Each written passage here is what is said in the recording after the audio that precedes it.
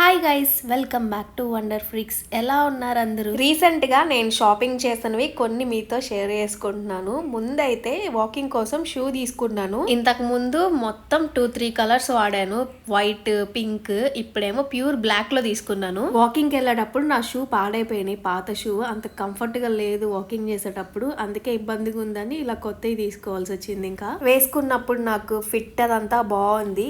ఇంక ఇప్పుడు వాకింగ్కి వెళ్ళినా కానీ ప్రాబ్లం ఏమీ ఉండదు. కావాలంటే ఒక 2-3 రౌండ్స్ ఎక్స్ట్రా అయినా వేసి రావచ్చు. నిన్న మొన్నటి వరకు అంటే షూ అసలు కంఫర్ట్గా లేవు. ఇప్పుడు ఇంకా ఒక్క రోజు కూడా ఎగ్గొట్టకుండా వెళ్ళాలి. మా హస్బెండ్ లేదంటే ఇంకా కర్ర తీసుకొని నన్ను పరిగెత్తిస్తాడు వాకింగ్ కి నేను రాను అన్నా గానీ. ఇంతకీ ఈ షూ నేను ఎక్కడ తీసుకున్నా అంటే మింత్రాలో తీసుకున్నాను. వీటి ప్రైస్ వచ్చేసి 820 అలా పడినాయి. ఇప్పుడు నేను వాయిస్ ఓవర్ చెప్పేటప్పుడు ప్రైస్ ఎంత ఉందా అని చూస్తే కొంచెం తగ్గింది. ఈ షూ ఎలా ఉన్నాయో మర్చిపోకుండా కమెంట్స్ లో చెప్పండి. నాకైతే కంఫర్ట్ గా ఉంది, బాగుంది అనిపించింది. నెక్స్ట్ వచ్చేసి ఇంకా డ్రెస్సెస్ తీసుకున్నాను 2. ఈ మధ్య ఆరెంజ్ ఫ్రాక్ వేస్తున్నప్పుడు చాలా మంది అడుగుతున్నారు ఆ ఫ్రాక్ ఎక్కడ తీసుకున్నారని. ఆ మోడల్ నాకు చాలా కంఫర్ట్ గా ఉందని సేమ్ అలానే తీసుకున్నాను. ఇవి కూడా నాకు ఇలా ఫ్లోరల్ ప్రింట్ లో ఉంటే చాలా ఇష్టము. అలానే చాలా కంఫర్ట్ గా ఉంది. ఫ్రంట్ బ్యాక్ స్క్వేర్ నెక్ వచ్చింది, అలానే పఫ్ స్లీవ్స్ వచ్చినాయి. క్లాత్ కూడా బాగుంది, వేసుకున్నప్పుడు కంఫర్ట్ గా ఉంది, చాలా మెత్తగా ఉంది. లోపల అయితే లైనింగ్ అదేం ఉండదు. బ్యాక్ సైడ్ కూడా ఇలా స్క్వేర్ నెక్ వచ్చింది. డ్రెస్ మరీ షార్ట్ కాదు, మరీ లాంగ్ కాదు, మిడ్ లెంత్ లో ఉంది.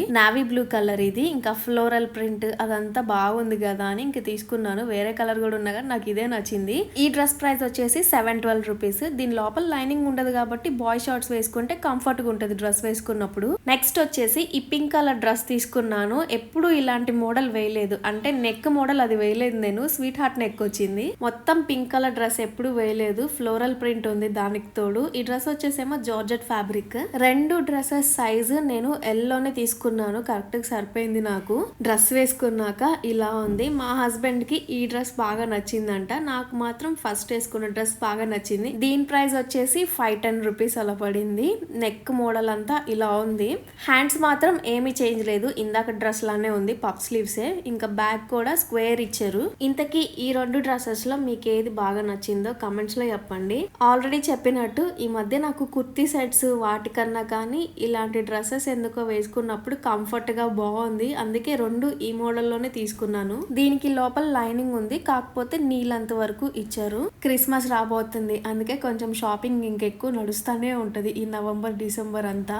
ఆడవాళ్ళకి షాపింగ్ ఎంత చేసినా గానీ ఏం చేసాం అనిపిస్తుంది కదా. నాకు కూడా అంతే. మా హస్బెండ్ ఈ డ్రెస్ నాకు నచ్చిందని చెప్పు అంటున్నాడు. ఈ డ్రెస్సెస్ లింక్స్ కావాలంటే కమెంట్ చేయండి. ఈ ఇయర్ రింగ్స్ కూడా తీసుకున్నాను, బాగున్నాయి అని చెప్పి. సిల్వర్ ఇయర్ రింగ్స్ అంటే నాకు ఎంత ఇష్టం అంటే అవే ఎక్కువ తీసుకుంటాను.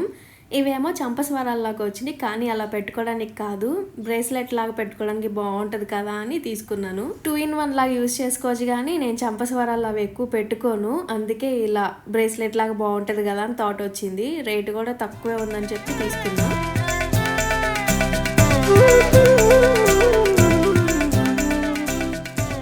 ఇప్పుడు టోటాగాడిని తీసుకొని మేము బీచ్కి వెళ్దాం అనుకుంటున్నాము. చాలా రోజులైంది వాడిని బయట అలా తిప్పి అని. ఈ మధ్య పార్క్ వెళ్ళాం, కానీ కొంచెం ఎక్కువ బండి మీద లాంగ్ తీసుకెళ్దామని ఇంకా అలా బీచ్కి వెళ్ళాము. చాలా రోజుల తర్వాత దిష్టి చుక్క పెట్టాడు, అందుకే నవ్వు వస్తుంది. ఆ గుండెకి ఆ దిష్టి చుక్క భలే సెట్ అయింది. వాళ్ళ మమ్మీకి బాయ్ చెప్తున్నాడు. బండి ఎక్కేదాకా బాయ్ బాయ్ అని చెప్తానే ఉంటాడు ఆపకుండా, నాన్ స్టాప్ గా. గొడవ చేసే దగ్గర ఫుల్ గొడవ చేస్తూ ఉంటాడు. ఇలా క్యూట్ క్యూట్ గా వేసే వేషాలన్నీ వేస్తూనే ఉంటాడు. అప్పుడు ఇలా ముద్దు వచ్చినప్పుడు నేను ఇలా కొరుకుతూ ఉంటావాడిని. చాలా రోజులైంది బీచ్కి వచ్చి మేము. ఇంకా మధ్యలో బాగా గ్యాప్ పడేసరికి సడన్ గా వెళ్ళాం కదా. బీచ్ అయితే ఎంత ముందుకు వచ్చినట్టు అనిపించిందో. ఎప్పుడు వెళ్ళినా కానీ అనుకొని వెళ్ళే వాళ్ళం ఈ ఫిషెస్ ఈ రోజు తీసుకుందాము అని చెప్పి. అప్పుడు వెళ్ళినప్పుడు మాత్రం అస్సలు ఉండే కాదు. ఈ రోజు మాత్రం ఎంత మంది ఉన్నారంటే అసలు మార్కెట్ అంతా ఫుల్. అక్కడేమో బోట్స్ లో వస్తున్నాయి, ఫ్రెష్ గా దొరుకుతున్నాయి. కాకపోతే మేము ఈ రోజు అసలు అనుకోలేదు తీసుకోవాలి అని చెప్పి, అందుకే ఇంకా సైలెంట్ గా వెళ్ళిపోయాము. తినాలనిపించినప్పుడు మాత్రం దొరకవు, కానీ అసలు ఇంట్రెస్ట్ లేనప్పుడు మాత్రం ఫుల్ దొరుకుతాయి బీచ్కి వెళ్ళినప్పుడు.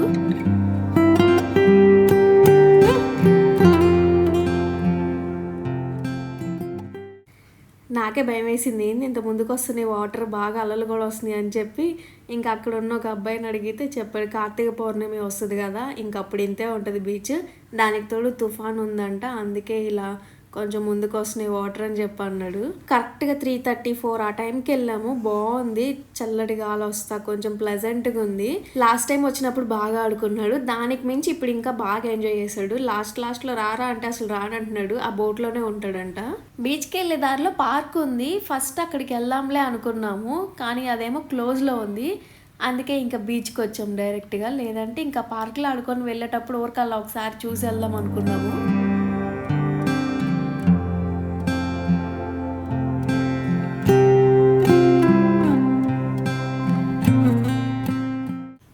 ఈ మధ్య కొన్ని క్వశ్చన్స్ అడుగుతున్నారు, మీకు పీసీఓడి ఉందా అని చెప్పి.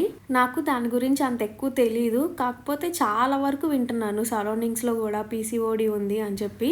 నేను వెయిట్ గెయిన్ అవటం చూసి చాలా మంది మీకు థైరాయిడ్ కానీ పీసీఓడి ఏమన్నా ఉందా అని అడుగుతూ ఉన్నారు కదా. నాకైతే ఎలాంటి ప్రాబ్లం లేదు, పీసీఓడి అయితే అసలు లేదు. నా వెయిట్ గెయిన్కి రీజన్ వేరేది ఉంది.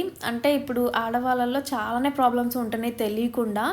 నాకు తెలిసి నాకున్న ప్రాబ్లం గురించి ఇంకా డీటెయిల్గా తెలుసుకొని చెప్దామని ఆగుతున్నాను. ఎందుకంటే హెల్త్కి సంబంధించిన విషయం కాబట్టి సగం తెలిసి సగం తెలియని నాలెడ్జ్తో చెప్పటం కన్నా పూర్తిగా దాని గురించి తెలుసుకొని చెప్దామని ఆగుతున్నాను. కొంచెం టైం పట్టిద్ది, అందుకే నేనేం చెప్పలేకపోతున్నాను. చాలామంది అడుగుతున్నారు కానీ నాకు ఏం తెలియకుండా ఏం చెప్తాము, డీటెయిల్గా తెలుసుకొని చెప్దామని ఆగుతున్నాను.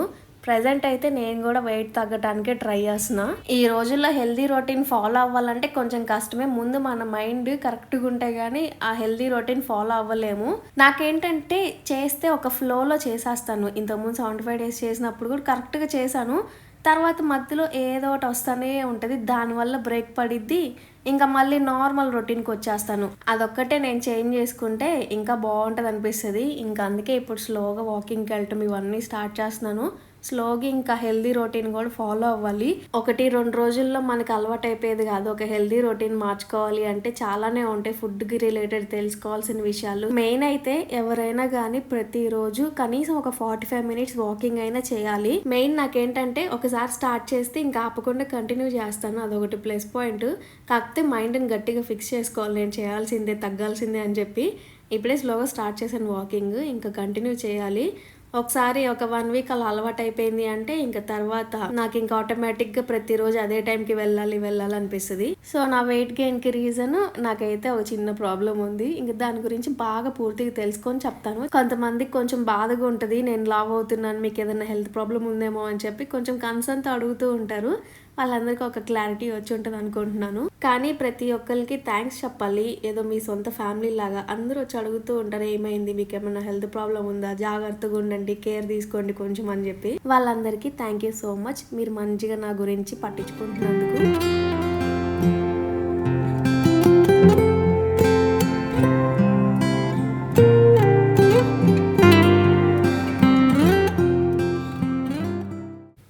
ఈ మధ్య వెదర్ అసలు ఎప్పుడు ఎలా ఉంటుందో కూడా తెలియట్లేదు. చలికాలం స్టార్ట్ అయింది అనుకుంటే దానికి తోడు వర్షాలు కూడా పడుతున్నాయి.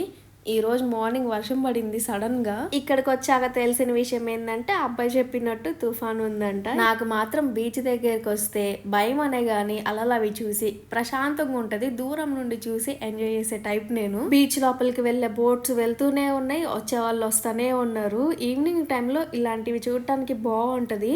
కానీ వీళ్ళు చాలా కష్టపడతారు కదా, వీళ్ళు మాత్రం చాలా కష్టపడతా ఉంటారు. చిన్నప్పటి నుండి మెయిన్ ఈత నేర్చుకోవాలి కదా ఈ ఫిషింగ్ ఫీల్డ్లో ఉండాలి అంటే. మా తోటగాడు మాత్రం వెళ్ళే వాళ్ళందరికీ బాయ్ చెప్పు నాన్న అనగానే బాయ్ బాయ్ అని అరుస్తున్నాడు. మమ్మల్ని కూడా పట్టించుకోకుండా ఒక్కడే ఆడుకుంటున్నాడు అసలు.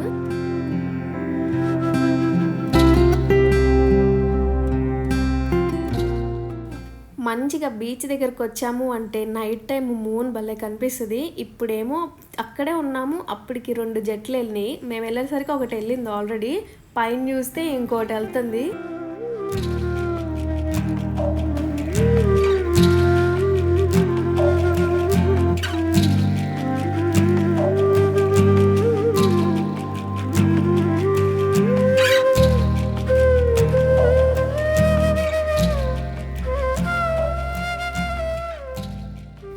లైట్గా చినుకలు పడుతుంటే మళ్ళీ ఎక్కడ వర్షం స్టార్ట్ అవుతుందా అని చెప్పి ఇంకా వెళ్దాంలే అనుకుంటూ ఉండేసరికి ఇంక ఇలా వెనక్కి తిరిగి చూస్తే పైన ఇలా స్లోగా జెట్ వెళ్తూ ఉంది.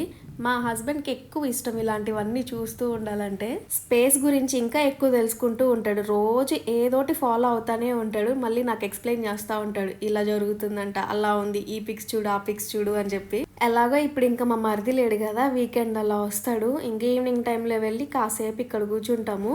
వాడు ఎలాగో కాసేపు బయట తిరుగుతాడు. వాళ్ళ డాడీ ఉంటే మంచిగా ముగ్గురు వెళ్ళి బండి మీద తిరిగి వస్తూ ఉంటారు సాయంత్రం టైంలో. ఇంకా వాడు కూడా మిస్ అవుతూ ఉంటాడు కదా అని చెప్పి మేము కూడా అలా కాసేపు బయట తిప్పుకొని వస్తాము. మళ్ళీ ఇంటికి వచ్చాక కాసేపు కూర్చొని వెళ్తాం. మళ్ళీ ఒక్కడే ఉంటాడు, బోర్ అయిపోతూ ఉంటాడు. ఎంతైనా కానీ వాళ్ళ మమ్మీతో ఎంతసేపు ఆడుకుంటూ ఉంటాడు. ఇంక ఇది నెక్స్ట్ డే మార్నింగ్ వాకింగ్కి వెళ్తున్నా అని చెప్పాను కదా, ఎందుకో ఫుల్ చలిగాలి కొడుతుంది, సడన్గా హెడేక్ వచ్చింది. ఇంకా టీ తాగి వాకింగ్కి వెళ్దామని చెప్పి వచ్చాము టీ తాగడానికి. అప్పటికే టైం 5 అలా అయ్యింది. అప్పుడప్పుడే ఓపెన్ చేసినట్టున్నారు ఇంకా షాప్. టీ తాగి ఇంకా వాకింగ్కి వెళ్ళాము. మా హస్బెండ్ కూడా ఇంకా నాతో పాటు అలా వాకింగ్ చేశాడు. చలికాలం స్టార్ట్ అయిందే కానీ అసలు నైట్ నేను మంకీ క్యాప్ పెట్టుకొని కూర్చున్నాను బయట. కాసేపు అలా కూర్చుందామంటే పైన మంచు పడుతుంటే తలంతా పట్టేసింది. అందుకే అనుకుంటా నాకు హెడేక్ మార్నింగ్ టైంకి వచ్చేసింది. ఇంకా అనుకున్న బయట అసలు కూర్చోకూడదు ఈవినింగ్ టైంలో అని చెప్పి. వాకింగ్ అయిపోయాక ఇంకా బ్రేక్ఫాస్ట్కి పాలు అవేమన్నా తీసుకుందామంటే షాప్స్ అంత ఎర్లీ మార్నింగ్ ఎవరు ఓపెన్ చేస్తారు. ఇంకా అందుకే కాసేపు అలా ఒక రౌండ్ వేసి వద్దామని వచ్చాము.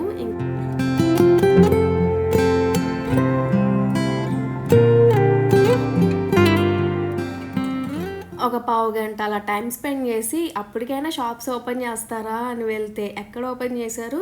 ఇంకా తిరిగి ఇంకెక్కడో ఒక 2-3 షాప్స్ ఓపెన్ చేస్తే ఇంటికి వెళ్ళేటప్పుడు పాలు తీసుకున్నాం, కార్న్ఫ్లెక్స్ తినొచ్చులే అని చెప్పి. మా హస్బెండ్ ఏమో నాకు కార్న్ఫ్లెక్స్ వద్దు, నువ్వు తిను, నాకు మాత్రం దోశలు కావాలని చెప్పి ఇంకా దోశలకి కావాల్సినవన్నీ తీసుకొని ఇంక ఇంటికి వచ్చే దారిలో ఇంక ఇక్కడ రోడ్డు మీద ఈ డాగ్కి రోజు ఏదో ఒకటి పెడుతూ ఉంటాము. 2 days నుండి దానికి ఏం పెట్టలేదు, అటు సైడ్ వెళ్ళలా, అదేమో కనిపించలేదు. ఇంక ఇప్పుడు మార్నింగ్ మేము వెళ్తుంటే చూసి పరిగెత్తుకుంటూ వచ్చింది. ఇంకా బిస్కెట్ ప్యాకెట్స్ తెచ్చి పెట్టాము.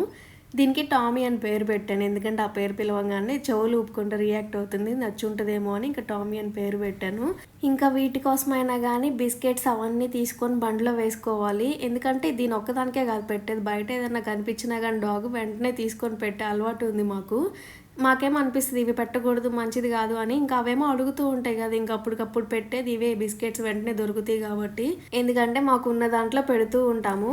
వీడియో అయితే ఇక్కడితో ఎండ్ చేస్తున్నాను. నచ్చితే లైక్ చేయండి. కొత్తగా ఎవరైనా చూస్తుంటే కంటెంట్ నచ్చింది అనుకుంటే సబ్స్క్రైబ్ చేసుకోండి. నెక్స్ట్ వ్లాగ్లో కలుద్దాం. బాయ్.